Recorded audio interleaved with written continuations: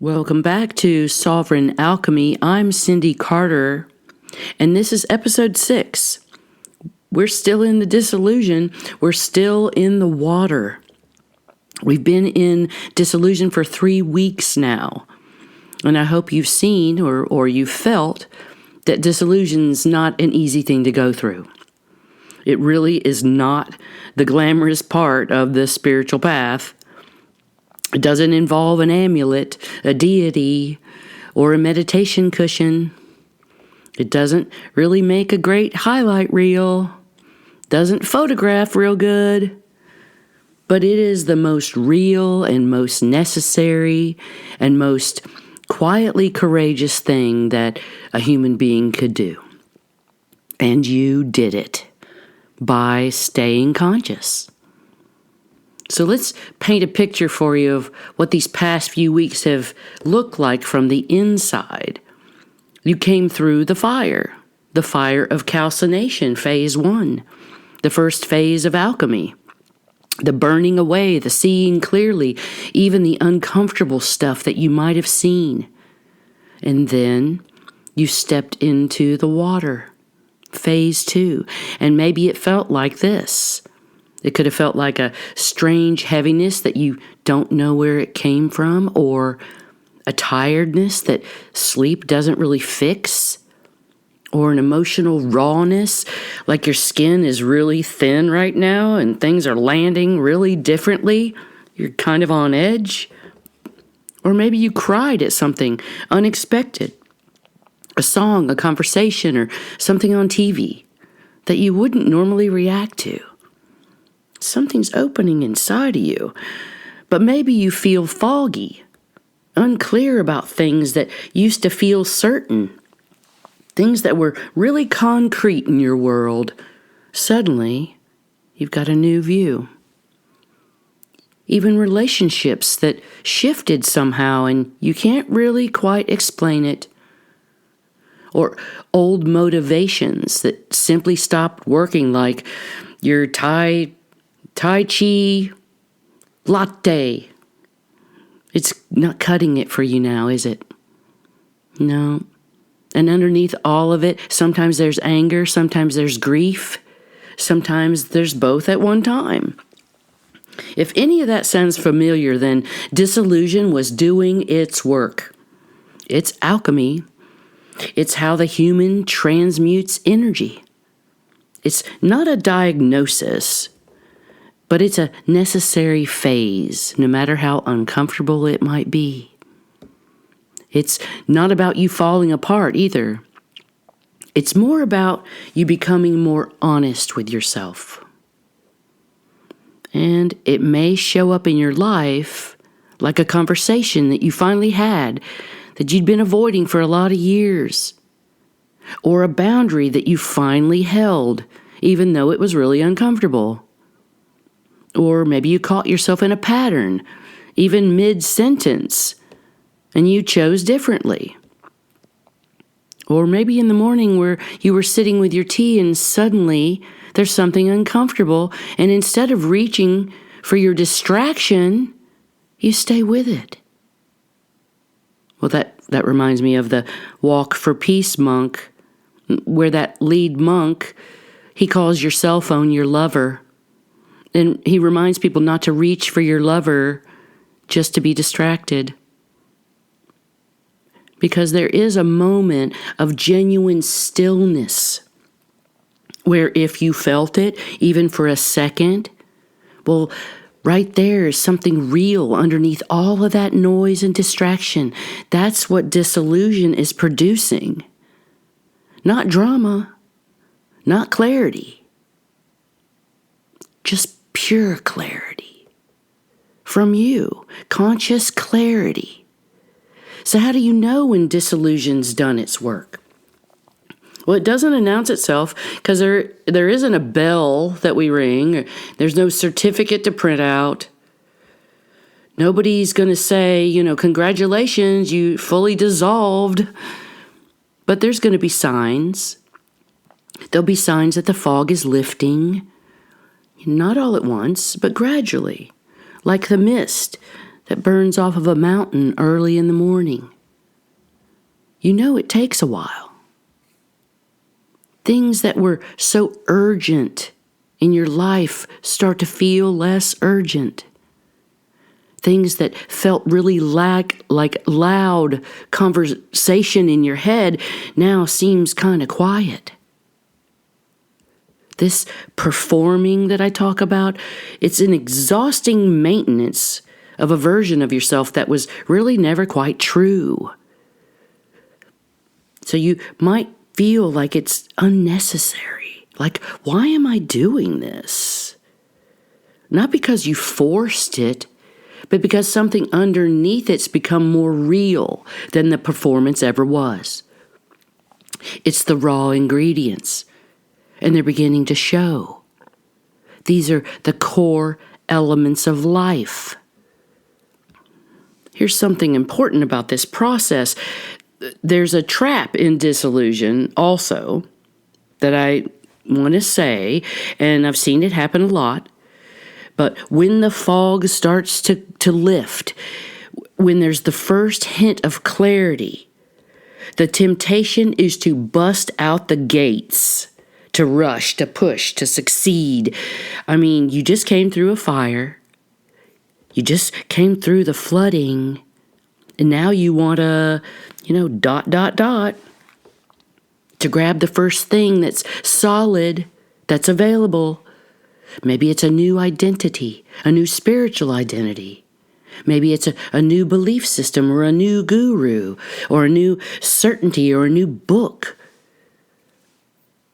There's old certainties that are dissolving. And you don't want to fill that space with more of the same. The alchemists have a saying for this, and I really love this saying. It's, are you leaving the water too early?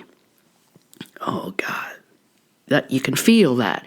Oh, you mean I could leave too early? I could get out of the flood too early? Yes. It's necessary to be in the water to dissolve these things. There's no timer in the water. It's just your awareness. Your awareness is your timer, your conscious awareness.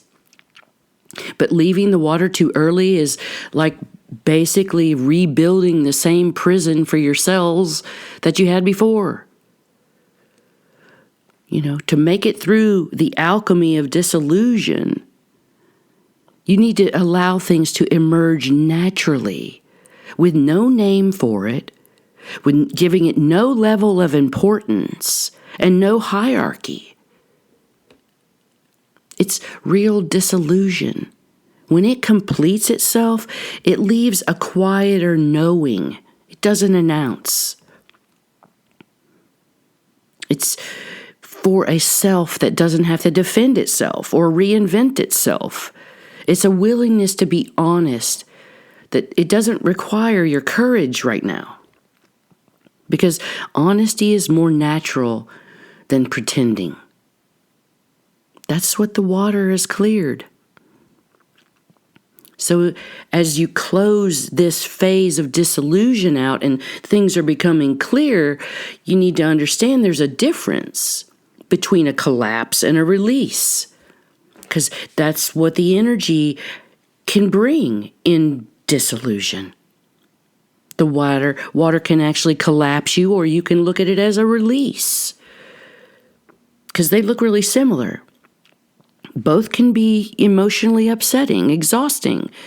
You could go into solitude for long periods. You could go into withdrawal from others or yourself.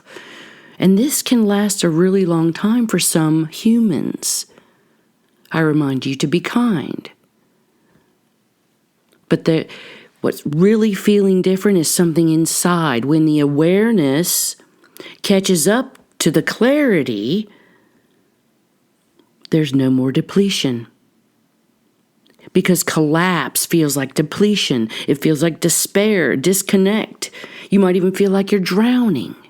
Like water is not helping you.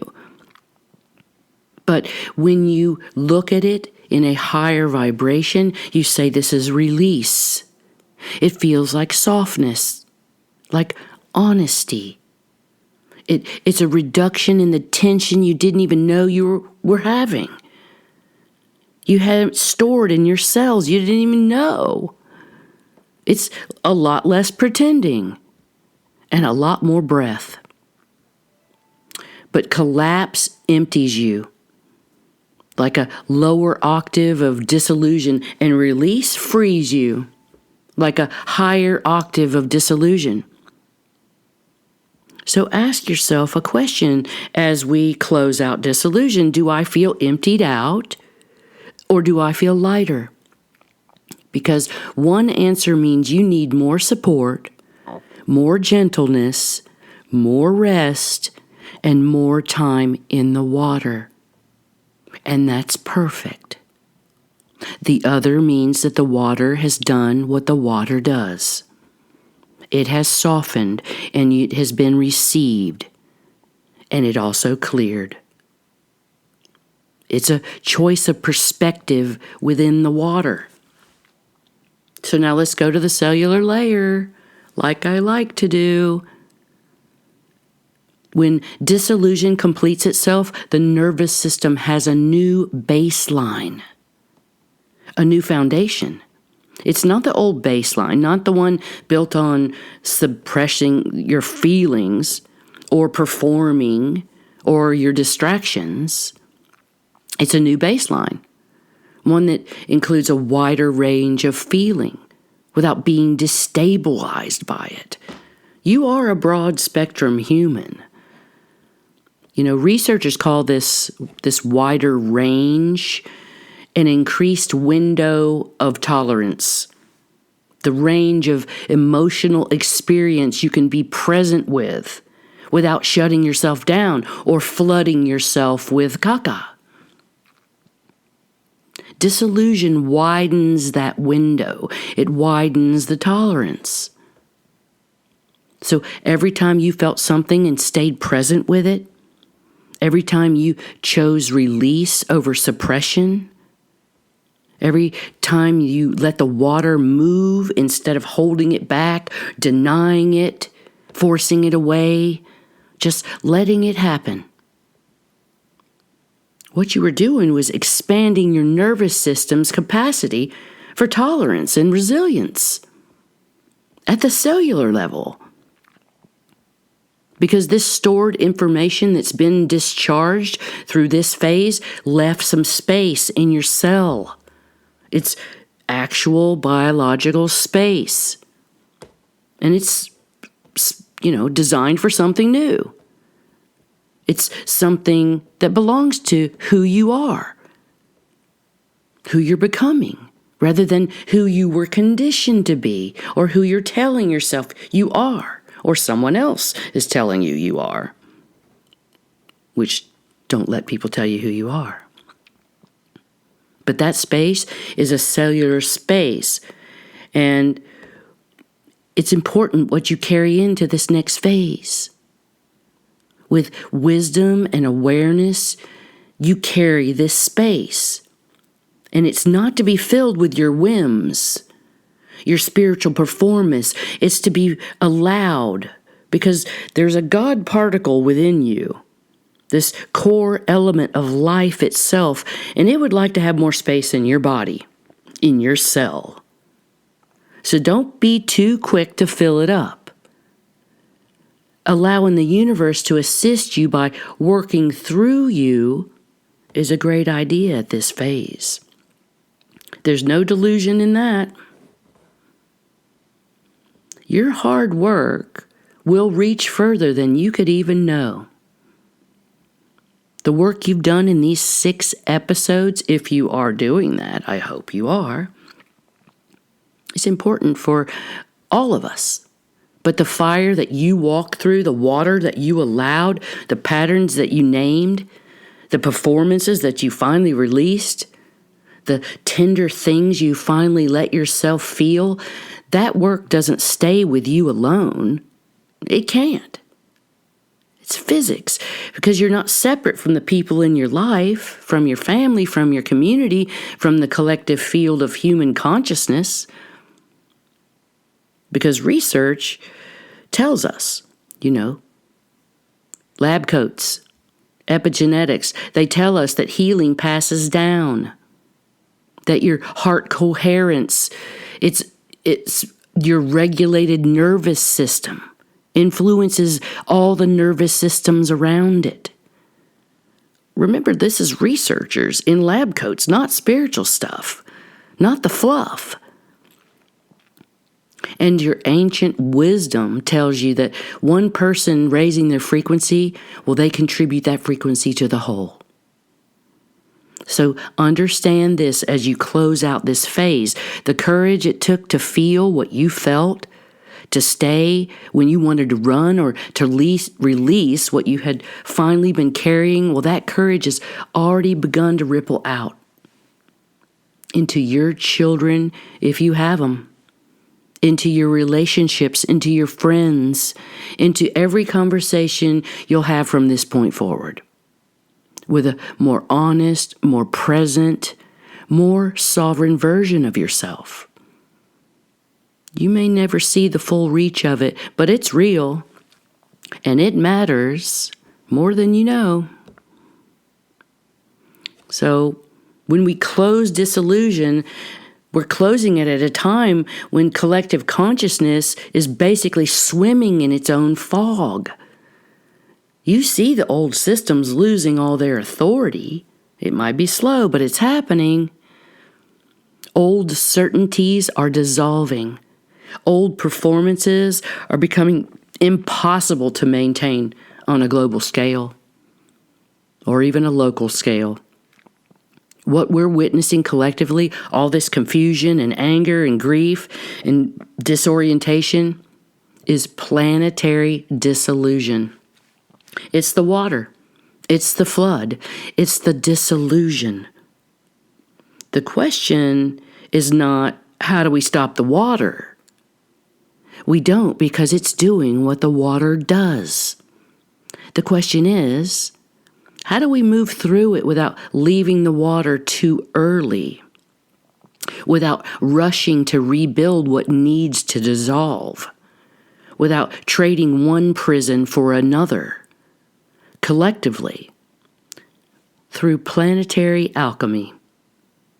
So, the people who've done their own dissolution consciously, who know what the fog feels like from the inside, who've learned to distinguish collapse from release, who've widened their window of tolerance, those people become the steady ones on the earth.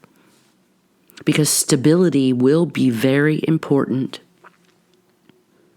Because you may be one of the ones that other people turn to when all this collective fog gets really thick. Not because you or they may have all the answers, it's just because you've been in the water and they know.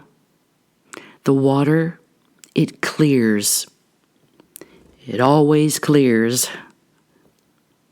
So next week, we're going to move into phase 3, separation. Discernment. After the fire burned away what was false and the water softened what remained, now we learn to see clearly what is actually ours and what was never ours. This phase has a real sharpness to it. It's a clarity of precision. After all that water, it's going to feel like taking a clear, clean breath for the first time in a very long time. So come ready for that. Take a breath, feel your feet, welcome back, and thank you for staying sovereign, and see you on the path.